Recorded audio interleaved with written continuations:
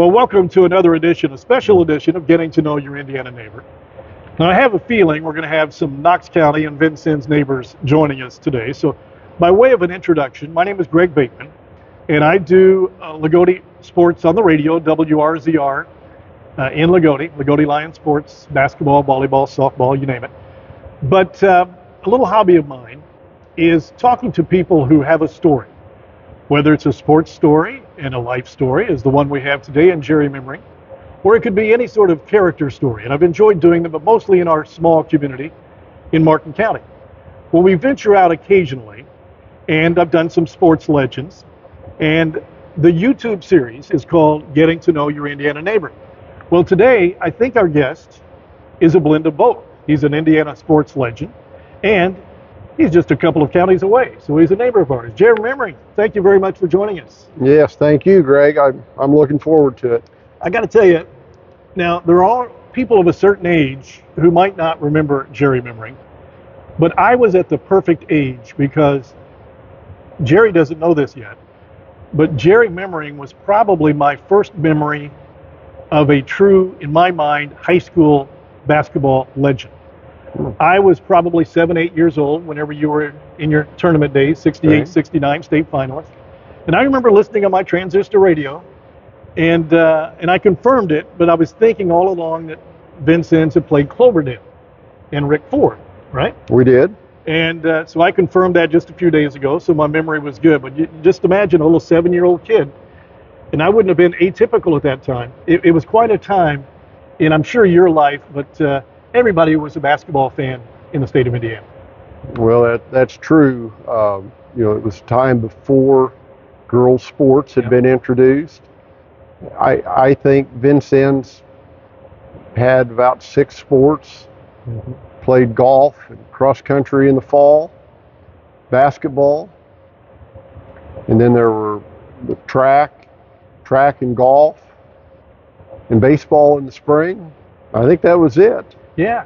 So we're talking about specifically probably today the 1967 and 68 and 68 and 69 teams of Vincennes Lincoln, because they went to the state finals both years.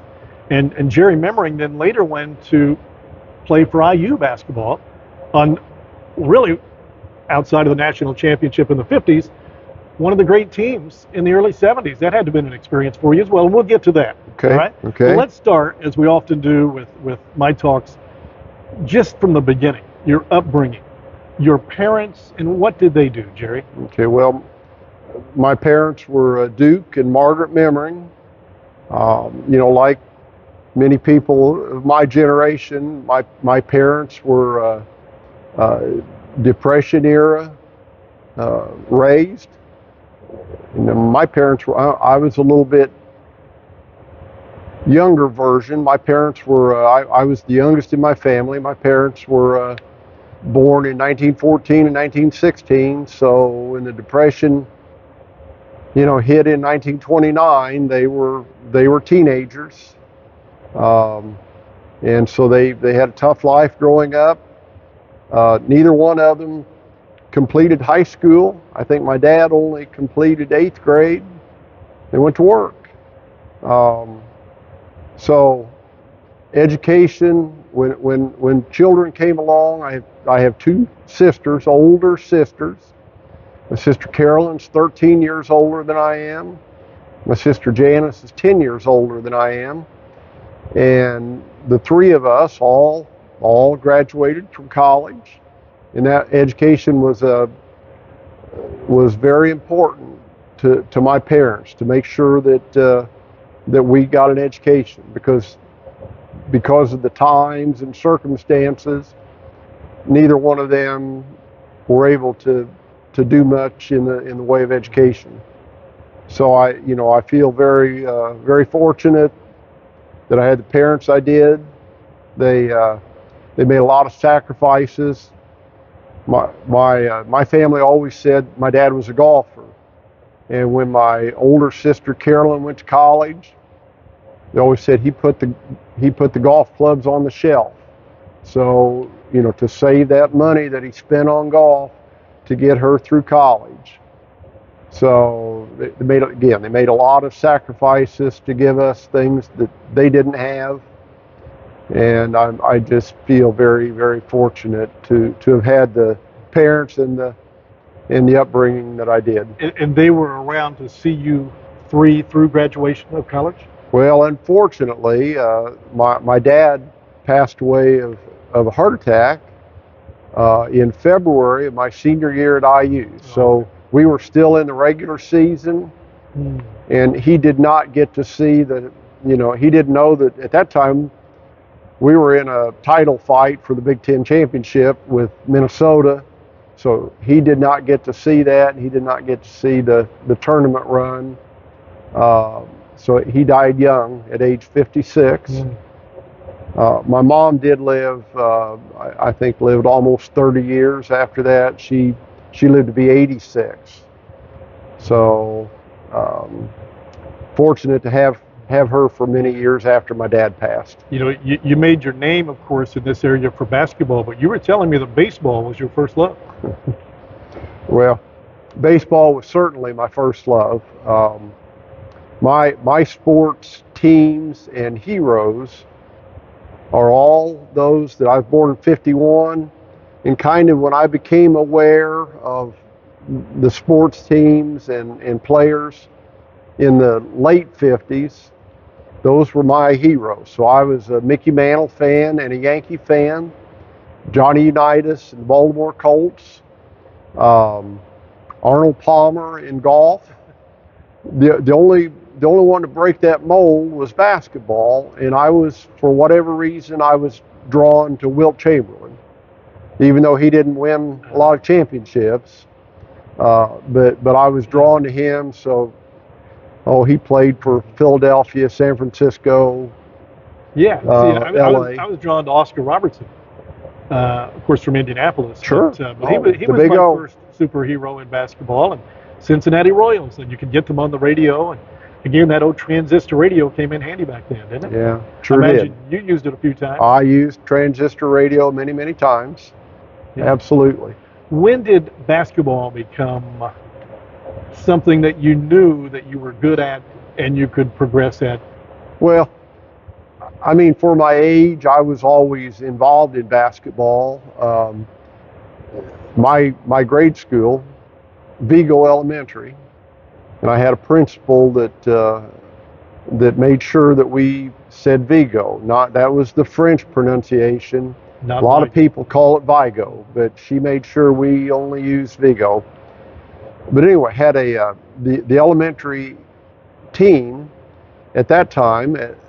We were kindergarten through 6th, and we had a coach that was just a neighbor, had boys in the school himself by the name of Bill Peters, and there were no restrictions. I think now you would only play as a 5th or 6th grader, but I was on the team as a 2nd grader, and he made me he recruited me as a 2nd grader. I didn't play much, but he made sure that I was at practice, and he drilled the fundamentals, dribbling and shooting and the proper technique. So I owe a great deal to that man, Bill Peters. Were you tall already, and that's why they said, hey, this guy, we need to get a hold of this guy? I'm sure that's part of it. I was always big for my age. A lot of kids have spurts where they grow 6 inches in a year, but I was always the tallest in the class significantly,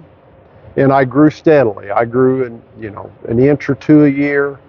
So I was always the tallest in the class. So that helped me get recognized as someone that had potential, just the fact that I was tall. So Jerry is the all-time boys leading scorer at Vincennes Lincoln High School. When you think about that goes back to 1969. Not dissimilar to Loogootee with Brian Canada, 1972, more than 50 years. And Loogootee, of course, with Jeff Bledsoe has a chance to challenge that. But that, without a three-point line, but even if you did have a three-point line, Jerry Memering, how many times would you stepped out and shot that shot? Well, I really don't know my junior and senior year, when Coach Wyman was here, I don't know that I'm not sure that I ever took a shot that would have been beyond the 3-point line. Smart man, right? Coach Wyman, Gunner, Yeah. Coach Gunner Wyman, said, you get down there where you belong and stay there, pretty much. But my freshman and sophomore year, I was fortunate enough to get to play varsity as a freshman, and those 2 years I would have made a few, and I would say it certainly wouldn't have been 10. It may have been maybe 5 3-point, what would have been 3-point shots today. When you think back to your childhood and 10 years old, I usually like to use that because that's an age that's very impressionable. What did 10-year-old Jerry Memering want to do as a profession at that point? Well, 10-year-old Jerry Memering was not very smart, some people may say. I thought, I will replace Mickey Mantle in center field for the New York Yankees. You know what? Thousands of 10-year-olds. Well, thousands and millions of kids. At least that was their dream. Probably had that same dream. And I was in Cub League in Vincennes, little league. I was a pretty good player, and I was a decent player until when I was about 13, 14, whatever. They started throwing curveballs, those pitchers, and it didn't take long for me to realize that baseball was not my future. Now, at that time with basketball, no travel league, right? No summer league. Is that correct, or did you just play here in the Vincennes community? Well, certainly no travel league. It was all pretty much here in the community. The Vincennes School Corporation started summer clinics where I think the assistant coach, Roger Benson, ran summer clinics for elementary. You could do it, I think, until they were going to be incoming freshmen, and then they could no longer participate in those, I believe. But I always came. They were right here at the Coliseum, so they had a summer clinic, and I don't remember how many days a week, but it ran for maybe 6 or 8 weeks during the summer, and I always came to those, and of course that playing is what keeps your skills sharp and lets you get better. So that was instrumental in me progressing as a basketball player.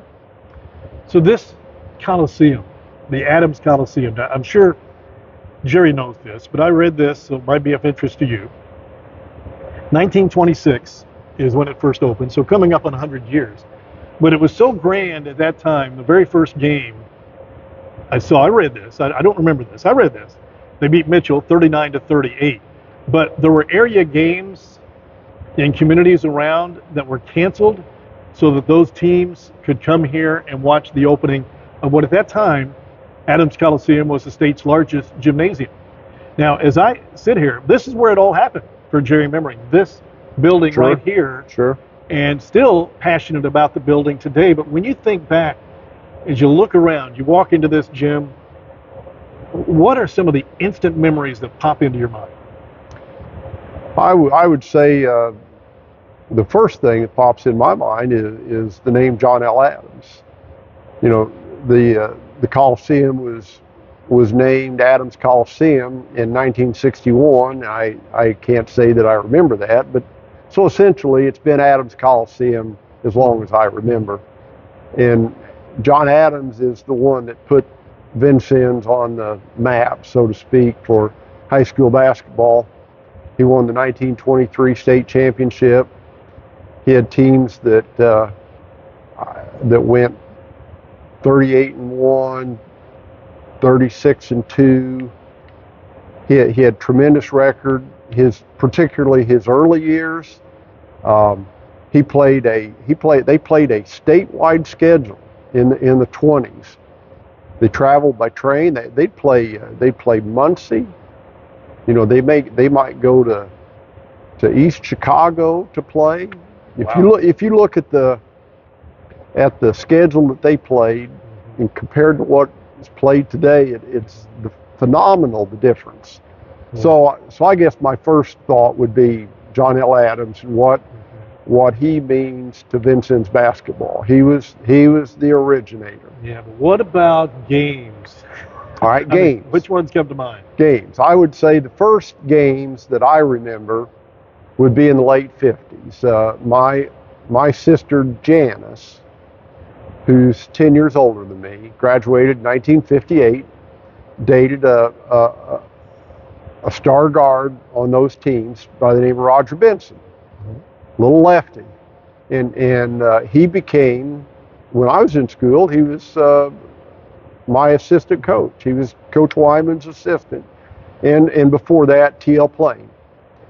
So Roger would have been kind of my first Lincoln hero, so to speak. He was your idol growing. That's who you wanted to be. He would have been my first.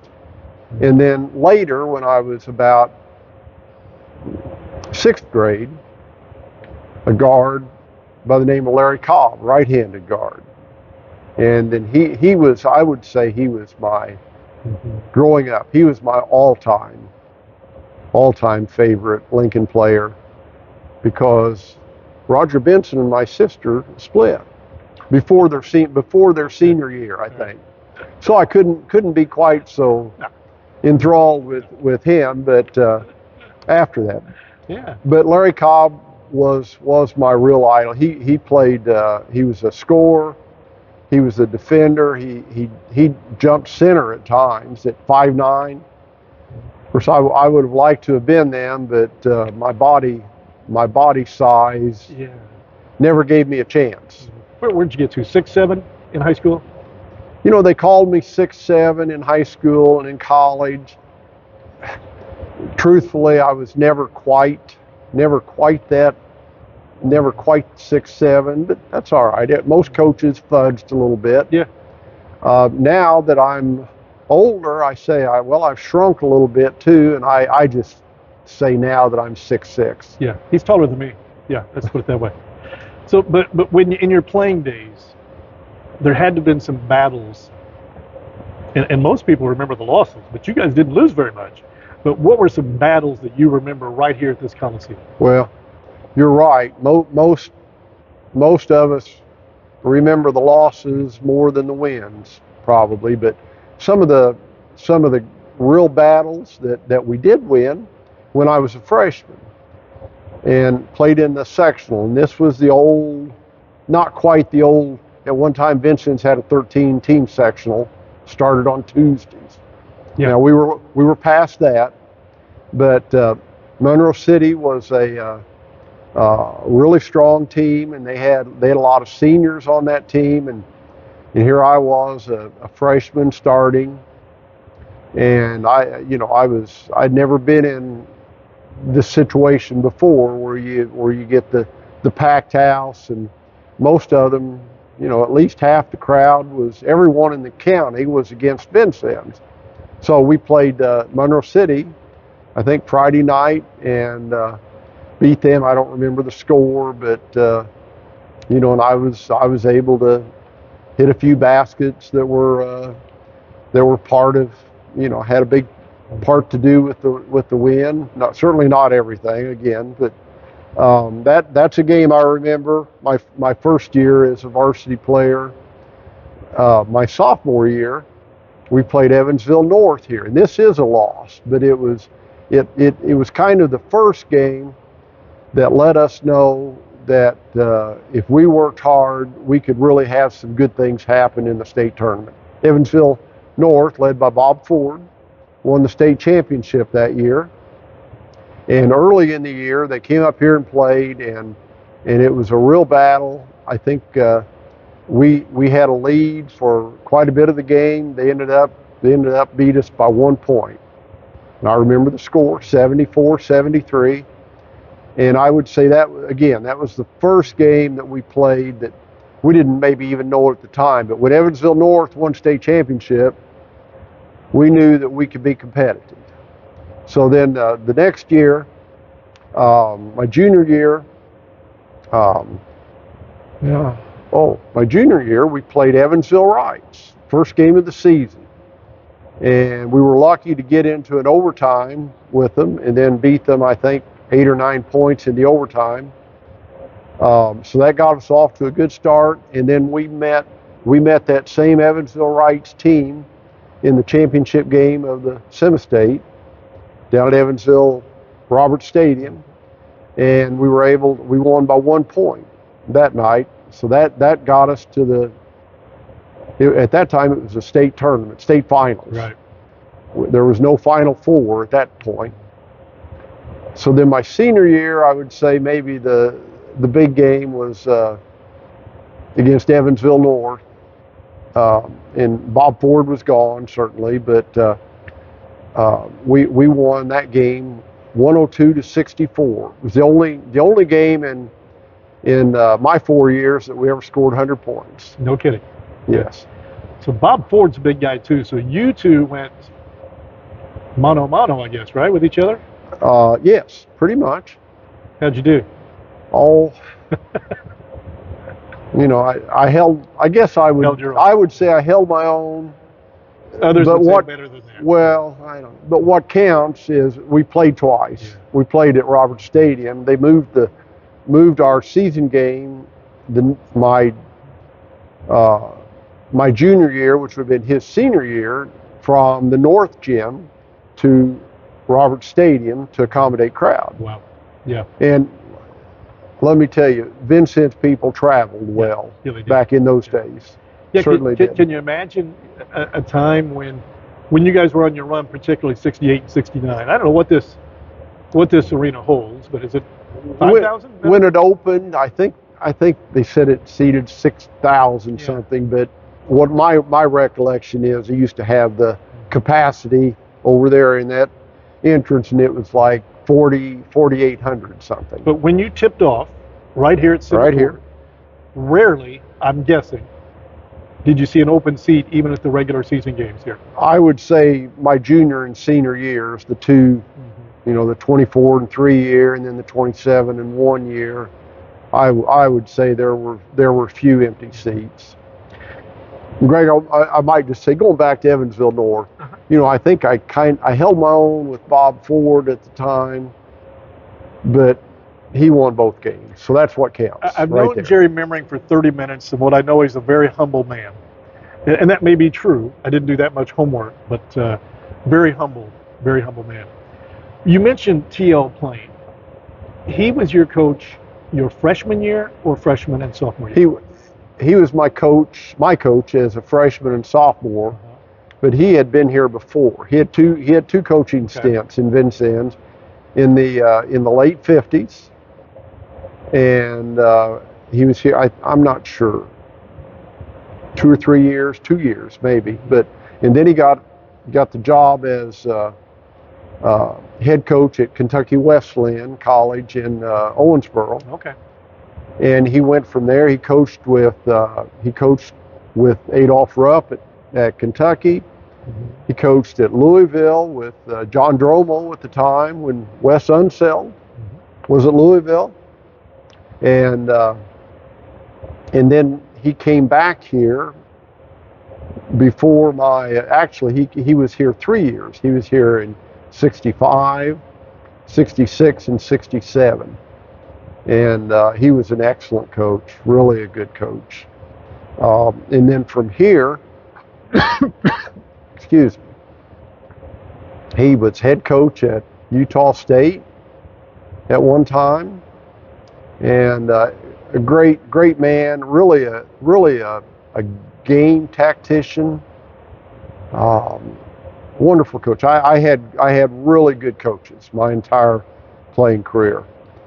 Yeah, that leads me to your next coach. Okay. So when Coach Plain leaves, that opens up the position here, and this young fiery guy, right, comes in. Was it Orlando Gunnar Wyman? Orlando Gunnar Wyman. Yeah. And first impression of him? Well, first impression, uh, the accent was still from Kentucky. He and Coach Plain were both raised in Kentucky. All right. And he wasn't. I think he was in his early 40s. All right. So not as I young. believe not, but he was a World War II veteran. Yeah. He was tough, disciplined, had great attention to detail. We had we had much longer practices than under Coach Plain. Mm-hmm. Coach Plain kept things, I would say, 2 hours. Coach Wyman, if we weren't responding like he thought we could, I mean, we could stay what we thought was forever. I can remember 5-hour practice. Did you run these stairs a time or two? I don't remember running stairs. We did, at that time we ran lines or ups, down and backs, or whatever you want to call them. Did a lot of that, but I don't recall running steps. And to be honest, running steps here can be dangerous. Yeah. Yeah. Or in this building. Yeah, they could be at the old high school in Loogootee too, but we were in there. Yeah. Coach Butcher. But Coach Wyman was, he was very smart. But yes, it was all his way. You did it his way or the highway. The old saying. Yeah. There were times that we weren't real fond of him, but we always knew that he knew basketball and would do everything in his power to make sure we were prepared. Preparation in general was his real strength. He left no stone unturned. He went to I would hate to say how many miles he traveled, to scout games. Now they trade films, I think, maybe. But he was gone all the time scouting. Great coach. I had T.L. Plain was a great coach, and then of course I had a great coach in Bob Knight. So the first 2 years that Coach Wyman was here, you went to the state finals, right? Yes. Your junior and senior year. You would think that he had to be beloved in the community, and I'm sure he was to some extent, but I'm thinking from the disciplinarian standpoint, there's always parents, right? Always parents. Kids are not the problem. Parents are generally the problem. So from time to time, did he catch heat that kind of went off his back a little bit? He didn't bother him? I would definitely say whatever heat was thrown his way, it rolled off his back. Yeah. As I recall, when he came, there was a basketball, kind of like a booster club. The coach went once a week during the season, maybe showed some film and talked. And if Gunner went to one of those, it was the last one. Mm-hmm. He told us, he said, "You guys pay attention to me. Don't pay attention to your dad. Don't pay attention to your Uncle Tom. You're to pay attention to me and keep it right here inside this building." He'd been around the block a little bit. He'd been around the block, and there were no parents sitting in the bleachers for practice. None of that. So I'm sure it riled some people. He used to say the school board met out at the Elks Club. Mm-hmm. They had a card room and where a lot of people congregated and smoke filled, and I'm sure they discussed a lot about Lincoln basketball, but he said that's where the school board meets, and he was just referring to the men of the downtown quarterback club, so to speak. Yes. Well, we had our own fiery coach at the time there in Loogootee, and he was building a legacy at that time. Actually, it was the year after you graduated, of course, that Loogootee was put on the map. Coach Jack Butcher. I know you didn't schedule Loogootee at that time, but what do you know of? Did you meet Coach Butcher? What encounters, if any, have you had with Coach Butcher? Well, I've met Coach Butcher a few times. couple of times at a golf outing, and and I've talked to him a few times, maybe after a game where Vincennes and Loogootee played. I can't say that I know him very well, but I know a lot of people from Loogootee, one of them being Tom Nante. And so I've heard a lot of stories about Coach Butcher, and I would say there are a lot of similarities between Coach Wyman and Coach Butcher. Again, both hard-nosed, tough guys, disciplined. They all thought the possession of the basketball had value. And you know what? It still does today. It still does. This is an old cliche, but the other team cannot score if they don't have the ball. Some people don't understand that. So a lot of people don't understand that. And they were, Gunner was, my senior year particularly, maybe both years, he gave us more leeway to get out and run, fast break, than probably he wanted to. But that was kind of what our nature was. But he played it, his nature was to play it pretty close to the vest. Conservative, yeah. Play games in the 50s and 60s instead of, I think both of those 2 years under him, I think our scoring average was up in the mid 70s or so, and that was against his nature. Yeah, but that's interesting. Back then, a lot of teams scored in the 70s, and there was no three-point line. And I don't recall if you went to the foul line more, just more opportunities to shoot, but a lot of the games back then were in the 70s. Yeah. You mentioned the foul line. You did go to the foul line more. Yeah. Common fouls were one-shot fouls back at that time, and I think that changed when I was in college. I don't remember the year, but so every time there was a foul, unless it was a offensive charging foul, a basket, free throw was shot. So it probably did have a little bit to do with that increased scoring. Jerry played back in the day when you had to raise your hand if you got fouled. I'm not sure when that stopped. It wasn't all that long ago. You could get a technical foul if you didn't. That's right. He mentioned Tom Nante. So there's another Loogootee connection. Tom graduated from St. John's High School, 1965. The brother of Tim Nante, of course, a Loogootee legend. And Tom is actually the one that coordinated this interview, and very appreciative of Jerry Memering. Tom was a longtime superintendent here at Vincennes Lincoln, and still lives here. So we thank Tom for that. But I don't know how many of you knew that. Tom Nante, Loogootee roots, St. John's, but this is where he made his living for the most part. Tom and his wife Janet, and I do not know her maiden name, but she was a Loogootee girl also. Bledsoe? I think so. That sounds right.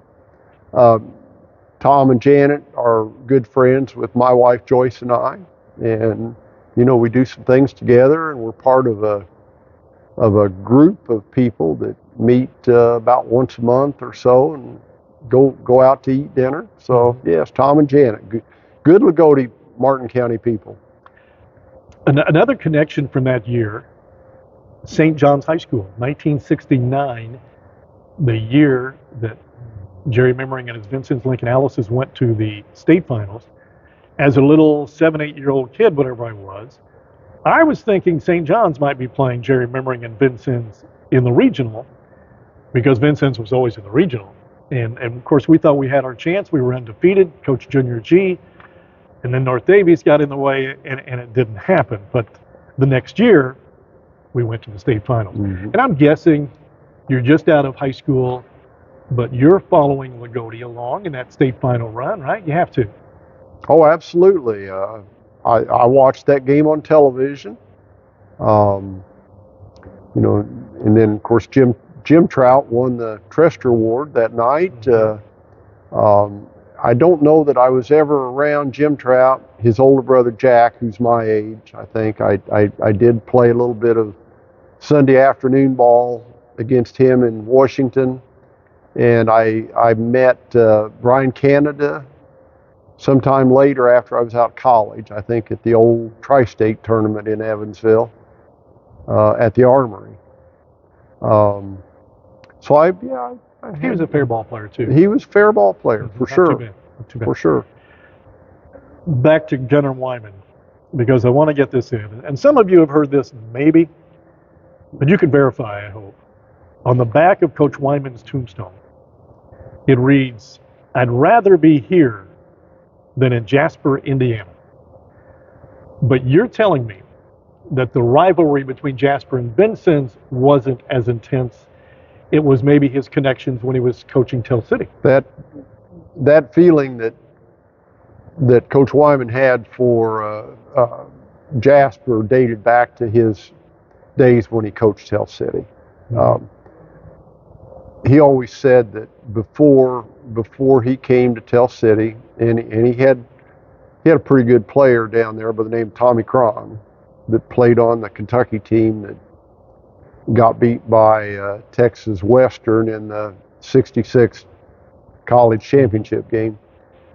But anyway, Gunnar said that Tell City seldom ever beat Jasper.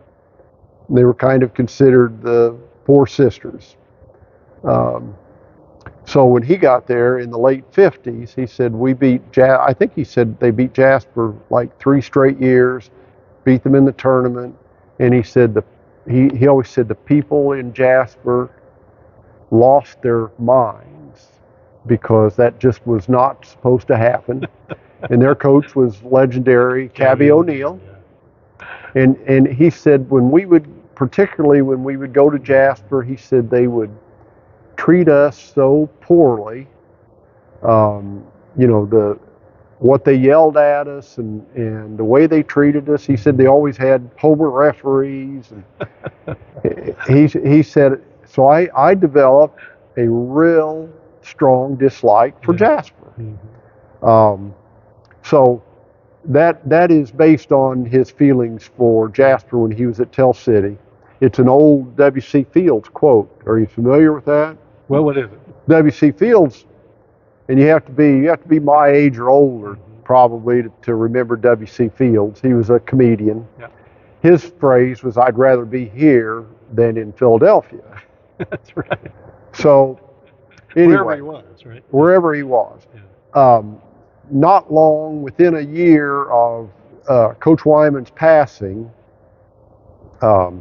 I and 3 other guys, Roger Benson, who had dated my sister and had been an assistant coach when I was in school, Tom Ernst, who was a longtime teacher and athletic director here at Vincennes, and was the timekeeper, I think, when I was in school, and Tom Turner, who was a wonderful player that was my age and went on to be a really good college player at West Georgia, won the NAIA championship. So anyway, the 4 of us went down to, by then Gunnar had retired and he moved down to Kentucky Lake, had a place on Kentucky Lake. So we went down to visit. And one of us brought up that tombstone that he already had on his gravesite. And we asked him, "Coach, would you take us to see it?"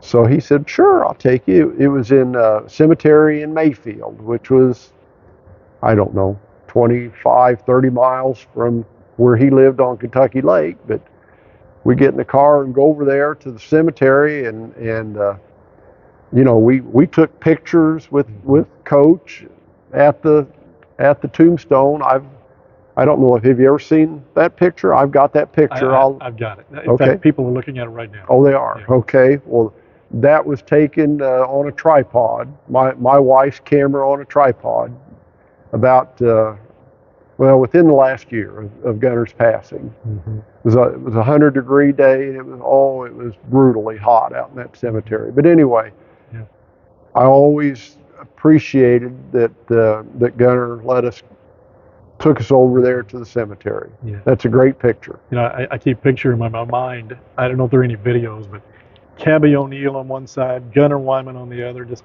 kind of going at it, whether it's Tell City or Jasper. But two legends. But it'd be nice to have video, but it doesn't seem in that era anybody really has video of much. No, when I was in school, there was a guy by the name of Theodore Charles that filmed our games right up behind the camera up on that platform there. Mm-hmm. And of course it was 16 millimeter tape. Yeah. And I have a few of those. Coach Wyman, was cleaning out stuff, and he said, "You want any of these?" And I've got several of them. But number one would be to find a 16 millimeter. Yeah. Yeah. Yes, you can have it transferred. And you can have it transferred. I've been told that it would be difficult. That film would break and a lot, and it would be very difficult to get it transferred. Yeah, that's a regret, I think. Well, not a regret. It's just, have you ever seen? You probably haven't, but right downtown Loogootee is where the Loogootee Lions gymnasium is, the old one. And it was the built, old one. I'm not sure. I think it was built in 1920, right along Highway 50 there. Okay. If you go through Loogootee, you'll see it the next time because you'll look for it. But nobody, I've never seen anybody that's come forward that's had any videotape of the Junior G days, of any games in that gymnasium. And it's just a shame because, I mean, basketball is great today, but basketball was king back then, wasn't it?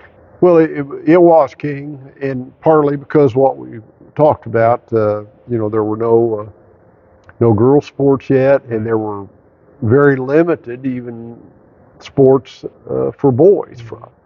And the other thing then, a big thing I think, is that today you can watch 10 basketball games every night on television, and untold number of movies that you can stream.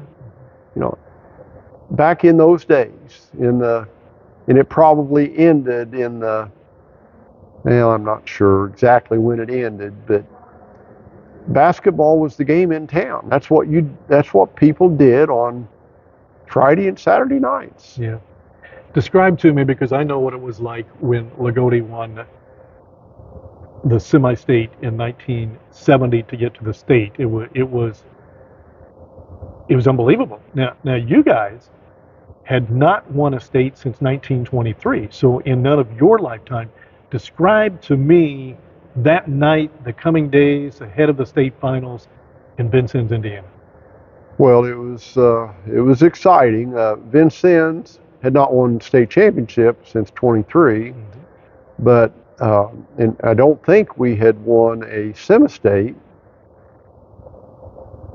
Well, I'm not sure.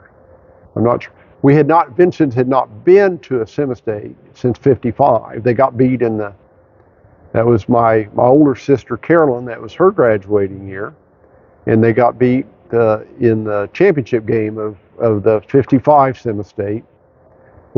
Tom and Larry Pitts were the two stars, I think, on that '55 team. Larry Wright. No, wait a minute, you were 4 years old at that time. Well, you know what? My sisters, I was always looking at their yearbooks. Yeah. So I had those names. Now they're getting a little fuzzy now, but I think Vincennes had not won a regional since that year, I believe, '55. So it was exciting. You go down to the Main Street, and most of the businesses decorated their store windows, and it was an exciting time. Maybe we got too caught up in the excitement a little bit too much. Yeah, but hey, who wouldn't? So then the next weekend, you walk into Hinkle Fieldhouse. First impression? Well, it's a big place. Big place. I had been to Hinkle a few times. Our freshman year, we got to the semi-state, and that allowed Vincennes to purchase tickets for the state finals, and we were seated down at the end of the court on the courtside seats, and we all went. The whole team went, and I remember he was not playing, but Rick Mount, the Lebanon superstar, had gotten beaten in the semi-state also, and he was sitting close to us. Now, Jerry Memering was very shy, kind of, and I didn't have the nerve to go up and ask Rick Mount for an autograph. But I had paper and pen, apparently. Mm-hmm. I sent one of the team managers up, and he got Rick Mount's autograph for me. How about that? He was a senior in high school? He was a senior at Lebanon. And I don't suppose you still have the autograph. You know, my wife, Joyce, says I'm a world-class pack rat. Okay. So I don't know where it is, but I'll bet if I went through enough stuff, I could find it. Yeah, I mean, Damon Bailey, and about the only one close, but I remember those two. Rick Mount, there was nothing. You talk about a three-point line. He would shoot as soon as he got past the half-court line. He had the range. He had maybe the most unlimited range that I can recall. Yeah. I remember a game I think it's his senior year at Purdue. He scored, I think 61 against Iowa, and they got beat like 104 to 102 or something. And I know I've heard people say that they've charted his shots from that game, and if there had been a three-point line, he would have scored 80-some. Yeah. That night. Wow. So you lose the semifinal game in your junior year. Tell me some of the players, though. Obviously, you were the star.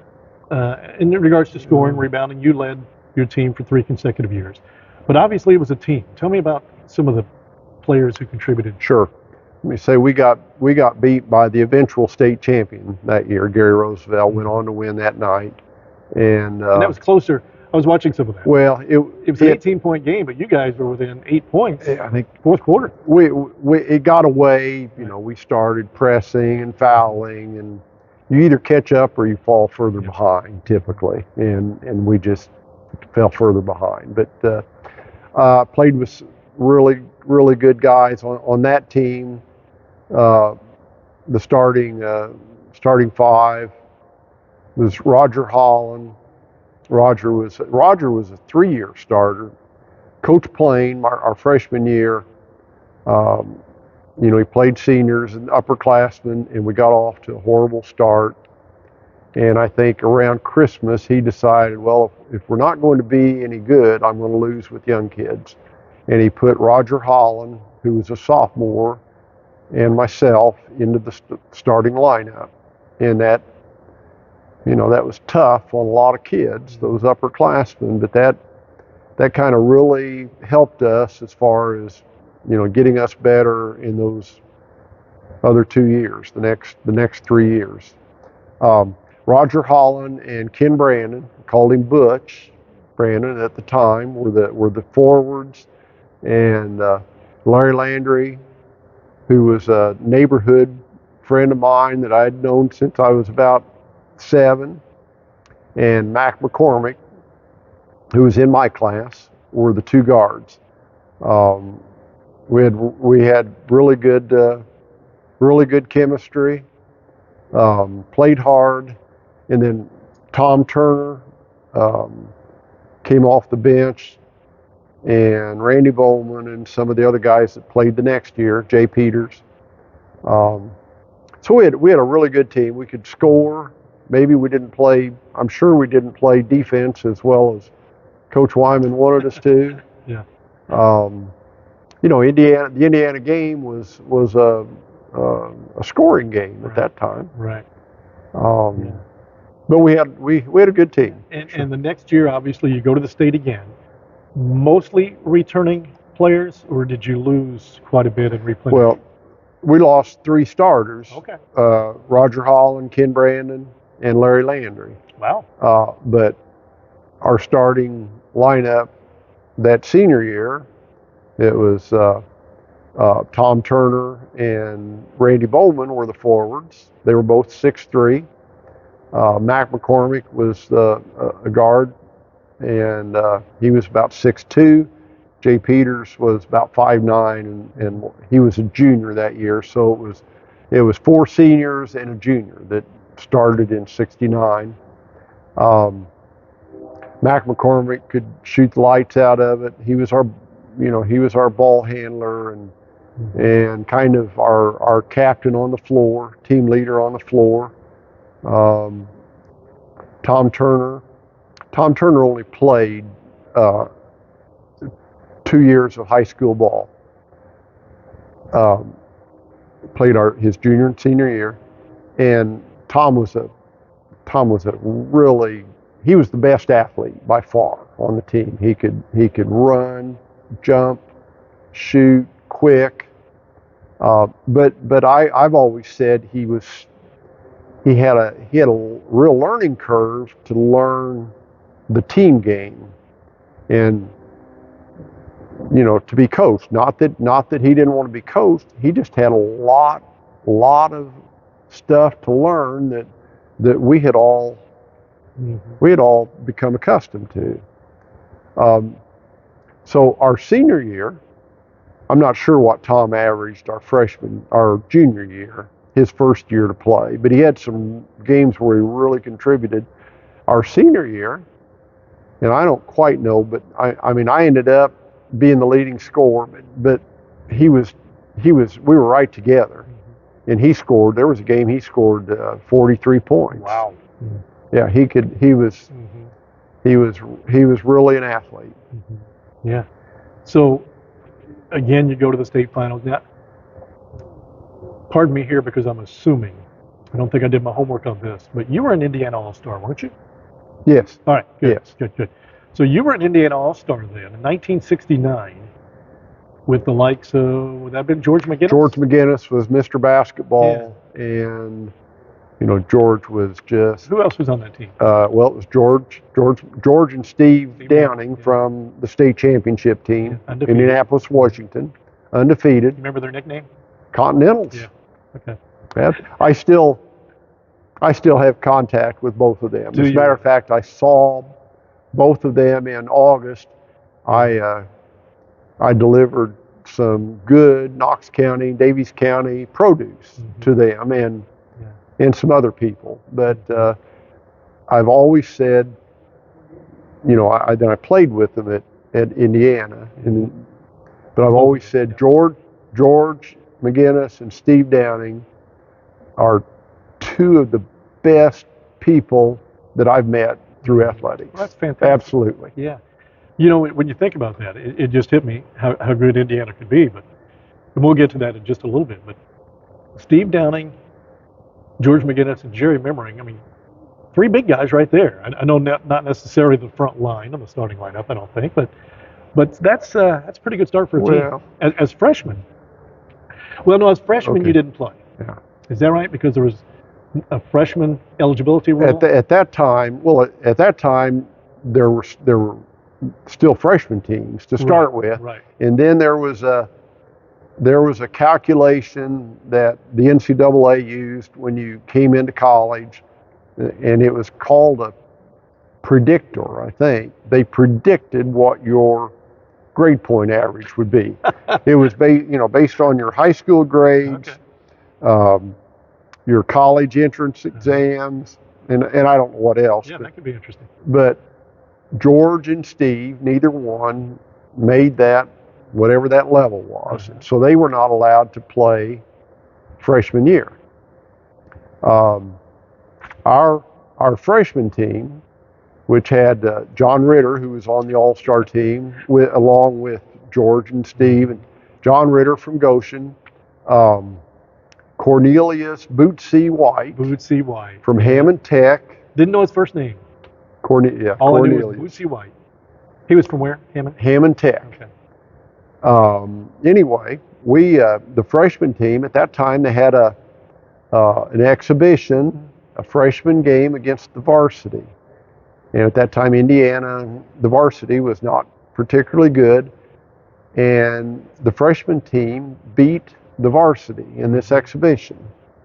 And I remember Tom Bolyard, who was a real good Indiana player, was the freshman coach. And I remember a timeout with, I don't know, a few minutes left in the game, and the freshman team was leading. And I remember somebody, one of us, asked Coach Bolyard, I said, is it okay if we go ahead and if we win this game? And I remember him saying, he said, I've not been told you can't. So anyway, so we beat the varsity, and I remember the next week in Sports Illustrated, it said that the Indiana basketball team, the Hoosiers, are the third best team on campus, behind the freshman team and the intramural team that McGinnis and Downing are playing on. They couldn't sit well with the varsity. Oh, we paid the price for several days in practice. Yeah, for sure. Well, I want to do a time check. I always do this, and then I follow up with an but we always carry on. Okay, we're all right. But the recruiting aspect back then had to have been a lot different than today. Talk about your recruiting process a little bit. Well, from my understanding, yes, it's a lot different than today. Today you have certain periods where you can contact people in person, certain times when you can contact recruits by phone. There are a lot of restrictions on it. Mm-hmm. At that time, there were very few. I know I got calls from a lot of schools, and I'd get calls. Phone calls to your parents. Telephone calls to our house, and they'd be almost nightly. It seemed like, and they may run till 9:30 at night. Finally it got to where Mom and Dad answered the phone. I was never there, or I was seldom there. So they wanted to talk to you. Yeah, they wanted. Well, they'd talk to my parents, but eventually they wanted to talk to me. Mm-hmm. And that was. So I would talk to the ones that I thought I might have an interest in. Mm-hmm. Certainly I wanted to go to Indiana probably from the get-go. Okay. My older sister Carolyn went to Indiana. She dated and married a guy that had played at Indiana. His name's Norb Whitty, mm-hmm. and he played behind, when he was maybe a sophomore, played behind Archie Dees. Norb was 6'8", and then after that he played behind another pretty good guy, Walt Bellamy. Not too bad. Not too bad. Relation to Courtney? Yeah, this is Courtney's dad. Dad. Courtney is my nephew. Okay, also went to Courtney Whitty, yes. Yeah. So, you had those phone calls. Of course, you got letters, but there was no social media. I appreciate that. I'm not a fan of social media. Mm-hmm. Other than your podcast, I guess, might be considered a little bit. Okay. But once Indiana kind of got in the picture, mm-hmm. I think I knew in the back of my mind that that's where I really wanted to go. I made some visits in the spring. This was a time where, recruiting, most kids did not make a commitment until after the basketball season was over your senior year. I made about 5 or 6 visits, and they were all after basketball season. Mm-hmm. I love to play baseball, but that's probably the reason I didn't play baseball my senior year. Yeah. I made some visits, mm-hmm. but made the commitment to go to Indiana, and I've never regretted that. And Lou Watson was the coach. Lou Watson was the coach at that time. All right. So then the search goes on for another coach, and I talked a little bit about a young and fiery coach in Gunnar Wyman.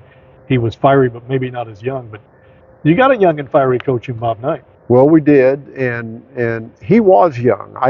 I think when he was hired, he was 29 years old. Didn't turn 30 until he was hired in like April of 1971. Yeah, 8, 9 years older than you. Really, I would have been 21. Right. Yes, 8 years older. Yeah. And 7 years older than some of the the guys in the head of Hate it. to interrupt. Did you know of him? Did he have a reputation coming in? By the way, he coached John O'Malley at Army. You remember John O'Malley? I from St. remember that John's? name. Okay. Yes. So another Loogootee connection. Have to throw those in every now and then. I think there's another one. I think Chuck Wichman Well, Washington Catholic. from Washington. Okay, I'm not in Loogootee. You're in the neighborhood. But I think Chuck Wichman Yeah. played freshman ball at Army, and I'm not sure if he then left the academy, but I don't think he ever played varsity ball. But when Bob Knight came in, did you know of him? Did you know of his reputation? I don't remember knowing about Coach Knight, Bob Knight, until the word kind of slipped out about who the search committee was looking at, and I think Bob Knight's name was in that mix, and then it kind of got out that even before he was hired, that it looks like this Bob Knight guy from Army is going to be the new coach. And then I remember we started doing our research the best way you could. You had to find somebody that was from the East. Have you heard of this guy? And the word certainly got out that he was a tough coach, and one of his names was Bobby T for technical. But we were not, however much we learned about him, we were not prepared for when he actually became the coach. This would have been what year for you? I was a sophomore when this happened. Okay. So he came in after the season in April of 1971. Yeah. So then, I had him as coach my junior and senior year. Yeah. So George McGinnis is gone. George leaves, goes to the Indiana Pacers. Mm-hmm. Steve Downing. Quinn Buckner. No. Quinn Buckner, not yet. Okay. For Quinn. Our basic starters our junior year, it was Steve at center, Joby Wright. Yeah. From Savannah, Georgia, was the what you'd call today power forward. Yeah. We didn't have that term yet. Mm-hmm. And John Ritter were the two forwards, and Bootsy White, who was about 5'10", 5'11", and a guy that was in my class, Frank Wilson, was from Bluffton. Okay, Frank was about 6'3". Mm-hmm. Those were, most of the time, were the starters. I think that year I started maybe just one game. And it happened to be against Minnesota, at Minnesota, and I guarded a guy that was not a great basketball player, but I certainly knew that he was a great athlete. He went on to be a pretty good baseball player, Dave Winfield. Not too bad.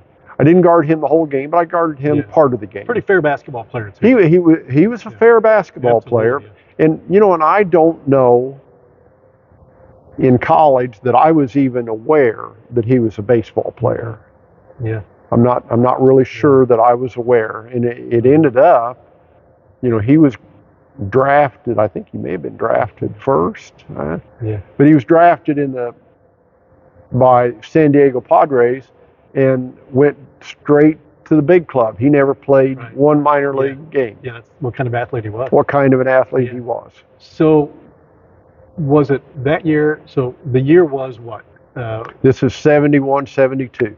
Okay. So how'd we do that year? Well, I think our overall record was 17-8.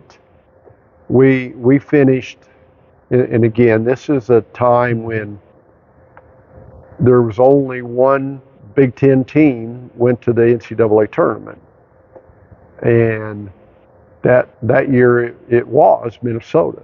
Minnesota won, and that was also the first year that a runner-up team, which I think we were tied for second maybe, but anyway, with the first year that the Big Ten, this was a conference rule, the first year that a second Big Ten team could go to the NIT tournament in New York. Yeah. The NCAA tournament was like a 24-14 tournament plus a couple of play-in games. And the NIT tournament was a 16-team tournament. Everyone went directly to New York. Well, let's jump now, Jerry, to your senior year at Indiana University. And Coach Knight now, certainly with a reputation, not only for his temper, but for winning. And obviously, 73 was a terrific year. What sticks out for you, eventually ending up with a Final Four run? But during that season of 1973, what are some memories that come to mind? Well, I'm going to start with between our junior and senior year, the NCAA eliminated the freshman ineligibility rule, so freshmen now were eligible to play. So Quinn Buckner now is now a freshman eligible to play. Jim Cruz the same way. That's right. They were freshmen. They could play, couldn't they? Scott May and Bobby Wilkerson were also, freshmen, but they had grade issues and were not allowed to play. Tom Abernathy was on that team, a freshman. Yeah. So. And you practiced against Scott May probably? No, they couldn't practice. Scott May and Bobby Wilkerson were not allowed to practice. Oh, okay. And if it hadn't been for Steve Downing, I think, kind of mentoring them and keeping their spirits up, I don't know that they would have stayed in school.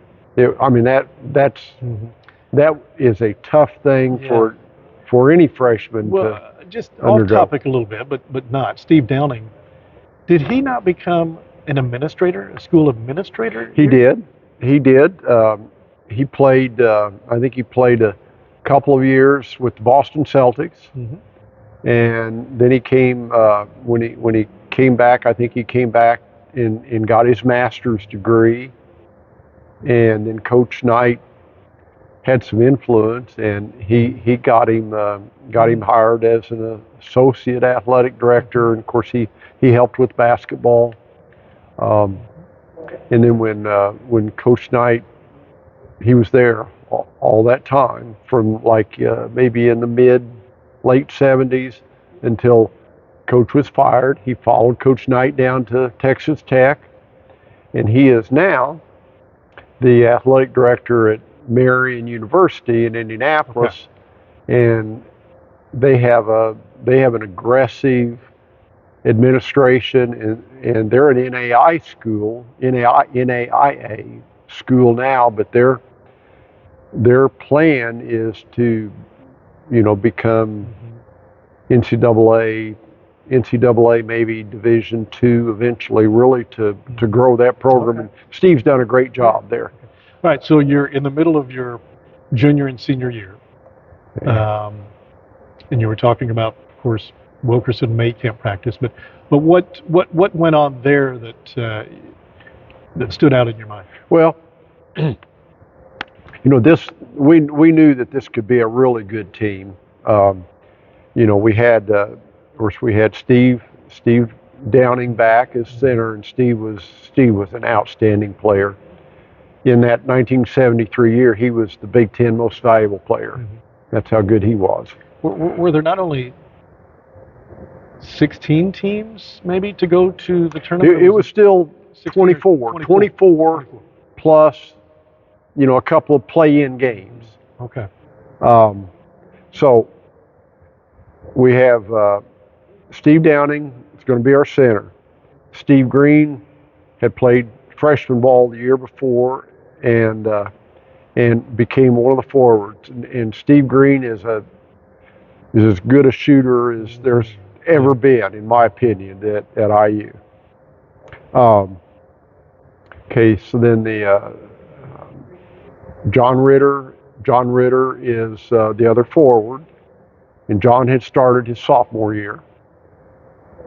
And then Jim Cruz and Quinn Buckner, both as true freshmen, are the guards for most of that year. Yeah. I know. I couldn't believe Quinn Buckner was a freshman. I couldn't believe it. And he had played football. Yes. That freshman year. Right. Quarterback. He was cornerback. No, that's right. He was a defender, Safety, either cornerback or safety. I'm not sure. That's right. So. That's right. And then we have reserves in the front line, which I'm a front line player. Tom Abernathy was a freshman, and he really progressed. I think I started 2 games my senior year, and I'm struggling to remember when they were, but then I remember we go to Michigan, and I played more as a junior than I did as a senior because there was a lot more did that talent. bother you? Well, everyone wants to play. Yeah. But I realized I'm going to use this Michigan game as an example. We go to Michigan at Ann Arbor, and I think I played a little bit first half, and I didn't get a lot done. Whatever. Coach puts Tom Abernathy in. Tom Abernathy scores like 10 points. So I don't know that I realized it right at the time, but that kind of took care of my big playing minutes. Because, hey, you got a senior that's kind of so-so, but you got this young freshman that came in and showed you at Michigan what his potential is. So anyway, and you have John Laskowski too. John could play either in the front line or he could play guard. John, the super sub. Right. So I did not play a great deal as a senior, but we win the Big Ten Conference on the final day of the season. We beat Purdue in Bloomington. Had to feel good. My wife is a Purdue graduate. Ooh, I got to be careful, but she's a good supporter of Indiana too. We beat Purdue on the final day of the season, and we're actually we're tied with Minnesota. If both teams win, there's going to be a playoff. This is Saturday. There's going to be a playoff game on Monday in Champaign, Illinois, to determine the one Big Ten entry into the NCAA tournament. Did not know that. Minnesota gets upset by Northwestern on the road in Evanston by a guy that if you're an Indiana guy of our time, you know his name. A little guard by the name of Mark Sibley scores 35 points against Dave Winfield, Jim Brewer, who had a long career in the NBA, Ron Behagen, Clyde Turner. Minnesota had a lot of talent. They did. So anyway, that makes us the outright Big Ten champions. The first time for Indiana since, I believe, Archie Dees in 1958. Did Coach Knight let you celebrate? Still work to be done. There's work to be done, but he Coach Knight was easy to criticize. Hey, you do this wrong, you do that wrong. But if you made good plays, he could commend you for what you did right too. Okay.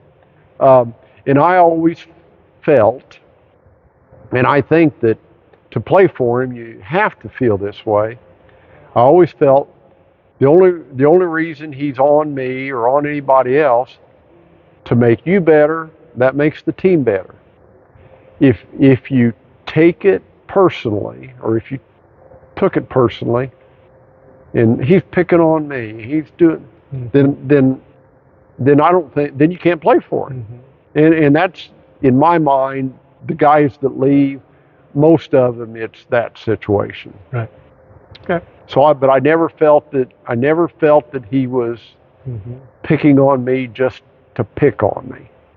So I remember Jerry going up during the tournament run. At some point, we took a school trip up to IU, field trip, went to the library, saw the moon rock, and things like that. But the campus was just unbelievable. The buzz, the banners, everything wishing the players luck. I felt like I was in the middle of it. I can't imagine actually being in the middle of it. Well, it was another exciting time in Bloomington. Again, I think storefronts, all the fraternity decorated houses, the fraternities, campus. I remember we took when we left, particularly when we left to go to the Final Four. We took a bus ride from Assembly Hall out to the Bloomington Monroe County Airport, and I remember how this had to have been coordinated. We went by, I know particularly one elementary school, and like you look out, hey guys, look out the windows, like the entire school is lined up out by the street, waving and had banners and all. Yeah. So that had to be coordinated. Yeah. Well, you act like you were surprised by that, but we in Loogootee and others, we would have done that if you would have gone by our school. Sure. We would have. How did Vincennes react to your success, the team success at IU? Well, in a similar fashion. Yeah. Happy for you. They were. I'm sure. And I still had I had a lot of close friends that either hadn't gone to college or for whatever reason. I heard from a lot of them. Heard from friends of mine that had gone to other schools. So yes, there was a lot of support down here. Did you get to play in the final game? I did. Game against UCLA. I did. We played UCLA, and at the time, some Sports Illustrated and other publications, some of them referred to it as the UCLA Invitational. Sure. They'd won it, 7 or 8 times in a row prior to that? UCLA had won the previous 6 national championships from 67 through 72. And they ended up winning my senior year in 73 to make seven consecutive championships. Right. Then they lost the next year to David Thompson and North Carolina State. Yeah. So they had, it was Bill Walton, Keith Wilkes, Larry Farm, guy from East Chicago, Washington. Pete Turgovich was a sophomore and did not play much on that team. And then you have the legendary Coach Wooden on the sideline, and everyone knows him, and particularly in Indiana because he was from Martinsville and won a state championship as a player, won a mythical national championship at Purdue as a player. So, they were arrogant too. I'll say that first. We thought they were so arrogant, and I suppose they had a reason to be somewhat. They never lost. Right. Bill Walton was. We certainly didn't like him. I thought he was obnoxiously. Well, why? What would obnoxiously arrogant. During the game or pre-game or anything? There were several of them that we would say today trash talk. Yeah. But I don't know that I had ever. That was not a thing yet, except maybe for them, or maybe it was a West Coast thing. But I didn't have trash. We didn't trash talk, and I don't recall trash talking at that time. But you felt disrespected. Yes. Yeah. And I'm going to say this, and I don't know that it's true, but there were a couple of the guys that were, playing the starters and so forth that said they heard some things from Wooden even, and I hate to say that because I got so much respect for him, and I didn't hear anything myself, so I'm going to discount that. How'd you play? We were down, I think, 18, 20 points at halftime. And then we made a spirited comeback in the second half. Steve Downing outplayed Bill Walton hands down. Yep. And I'm going to have to go back to Coach Knight. Coach Knight had scouted, looked at films incessantly. He knew everything and told us. He knew everything, all the moves. They were so good, but they were kind of predictable what they did. A play here, Bill Walton goes here. Downing just played so much better than Walton. I think he outscored him 26-14, and he drew what we thought was a fifth foul on Walton, charging foul. And they called it against Downing, which made his fourth foul. And then Steve fouled out shortly thereafter. And we actually, I think we got within 1 point at one time. So then Steve fouled out with 3, 4, 5 minutes left.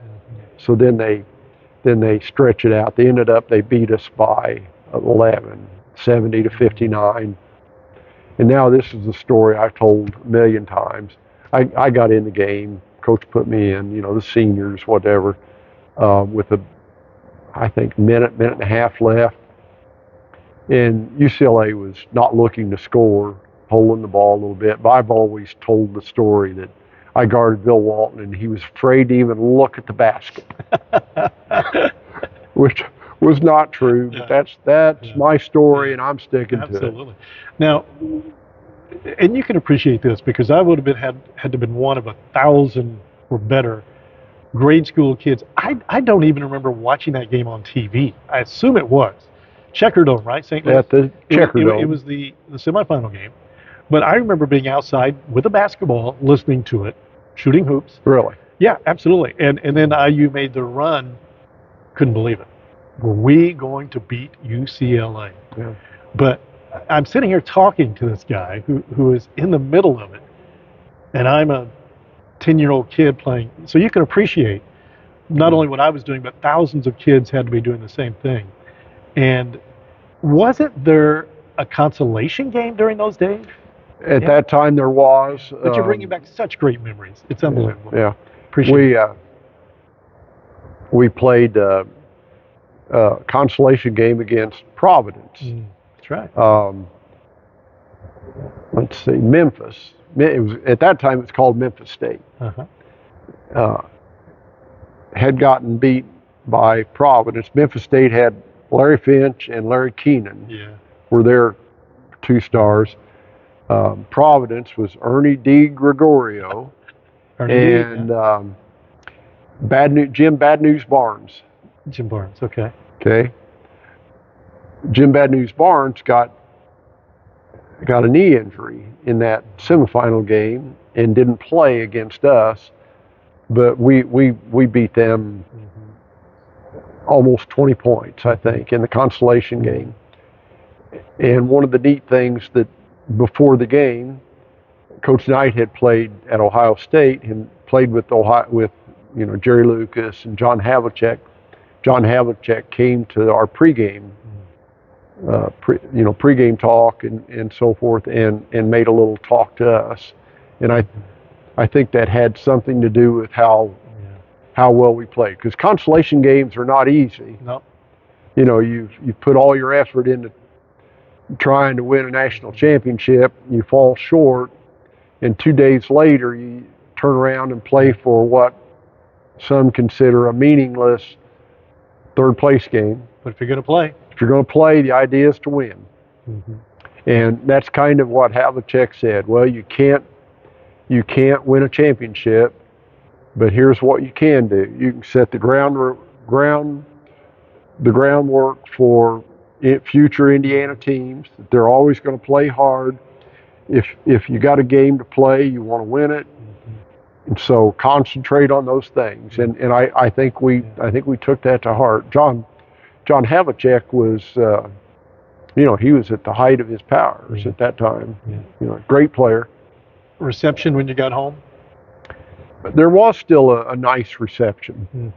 Nothing like it would have been if we brought that big trophy home. But there was a very nice at the airport. I remember that at the airport. Coach talked to the crowd, whatever, maybe several hundred, whatever it was. Thanked them for the support, and it was very nice. So I enjoyed that experience. Not many people get to a Final Four. Yeah. And truthfully, I don't think it was called the Final Four yet either. I think it was called the National Championships. Yeah. So your years at IU, you remember very fondly? Oh, absolutely. Yeah. Absolutely. I still, I was in a fraternity, and my two closest fraternity brothers, I still have contact. One of them passed away recently that I don't, but I had contact with them all through the years. You mentioned Rick Ford. When I took some produce to McGinnis and Downing, I took some to Rick Ford. He lives in Brazil now. Okay. So we've stayed connected. I took some to Coach Knight in Bloomington, and unfortunately, things aren't real well with him. He has some dementia. Yeah. So, but I try to spend a little time with him a couple of times a year. John Laskowski, you may be familiar with this, but he's got a connection in Jasper now. Are you familiar? Culver's. Well, I know he opened Culver's in Bloomington first. He's going to open. He told me there will be one in Washington. Coming soon. Jasper. He told me Washington. Washington, there is. You're exactly right, but that's not been groundbreaking. It's not open yet. It's Laskowski also. I think. Yeah, John Laskowski. But in Jasper, it's just about done. Oh, okay. And I think it's his son. I think that's going to manage it. But John was part of the PR, I guess. But so you keep up with those guys pretty closely. Coach Knight was good to have kind of like a reunion. We had a fundraising golf outing in the summer that raised money for scholarships, basketball scholarships. So when Coach was there, Coach Knight, we did that almost every year. You'd see guys. Yeah. Maybe not the same guys every year. Just catch up. Sure. Now it's not as often now, but there is going to be a reunion this coming weekend at Bloomington. It's a homecoming football game with Michigan, and we're going to have a meal and play golf on Sunday afternoon. But we don't get together again every year. But I see guys and talk to. Yeah, a lot of memories. The guys that I'm still closest with. Yeah. Now the toughest part. All right, so in between then and now, you've got somewhat limited time to tell our viewers what you've been up to. Well, take as much time as you want. Oh, okay. Well, my dad was a residential builder, and the plan was that I would come back and work with him and take over the business. Unfortunately, he passed away in February, my senior year, before I graduated in May. So I was thrust into that title a little bit, take over the business a little bit earlier than anticipated. But that's what happened. So I've been in the primarily have been in the residential construction business, home building, remodeling, some developing. Essentially my adult life. I met and married my wife Joyce in 1980.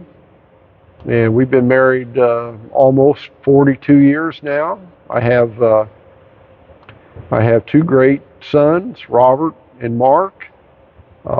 They both have families, so I have five grandchildren, and we'll have a sixth in January. So I belong to a good church. Um, I'm blessed beyond what I deserve, much more than I deserve, by my Lord and Savior Jesus Christ. Um, so I have a good church family. We do work, both of us. We do work in the church. Um, we travel some now that both of us are essentially retired. Um, we travel quite a bit. We both enjoy that still while we can. Um, we follow primarily Vincennes Lincoln sports, primarily basketball, and we follow IU sports. We have season tickets for football games and basketball games, and we still enjoy that. There will come a time. I'm now 71, so there will come a time that it won't be as easy to go to games, but while we're able, we enjoy that. You lived a good life. I've lived a good life, far better than I deserve.